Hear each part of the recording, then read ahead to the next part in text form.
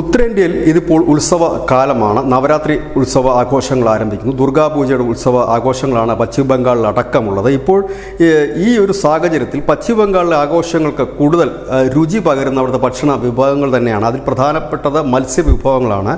അതിൽ പ്രധാനം ഗംഗയുടെ പോഷക നദിയായ പത്മയിൽ നിന്ന് ലഭിക്കുന്ന പത്മ ഹിൽസ എന്ന് പറയുന്ന ഒരു മത്സ്യം.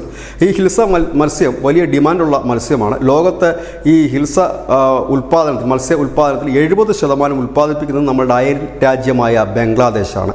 ബംഗ്ലാദേശ് ഇപ്പോൾ ഇന്ത്യയിലേക്ക് ഹിൽസ മത്സ്യം കയറ്റുമതി ചെയ്യുന്നത് നിരോധിച്ചിരിക്കുന്നു എന്നുള്ള വാർത്തയാണ്. കാരണം ഈ ദുർഗാപൂജയ്ക്കാണ് ഏറ്റവും കൂടുതൽ ഹിൽസ മത്സ്യങ്ങൾ ഇന്ത്യക്കാർ ഉപയോഗിക്കുന്നത്. കാരണം അതിൽ പ്രധാനപ്പെട്ട വിഭവം തന്നെയാണ്.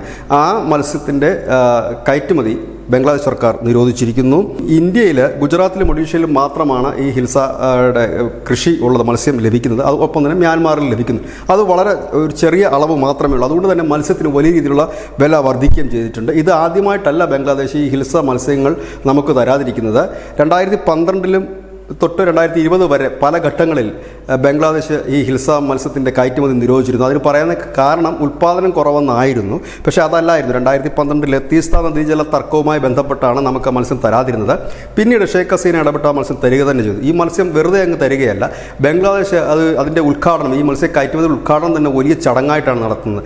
ഈ മത്സ്യം ഇന്ത്യക്ക് കൈമാറുന്ന ചടങ്ങ് തന്നെ വലിയൊരു ചടങ്ങായിരുന്നു. ഏതായാലും ബംഗ്ലാദേശിലെ മാറുന്ന രാഷ്ട്രീയവും അവിടുത്തെ ചിന്താഗതിയുമൊക്കെ മത്സ്യ കയറ്റുമതിയെ മാത്രമല്ല പരമ്പരാഗതമായി ആചരിച്ച ചില ചടങ്ങുകളും ഇല്ലാതാക്കിയിരിക്കുകയാണ്. News desk news India Malayalam.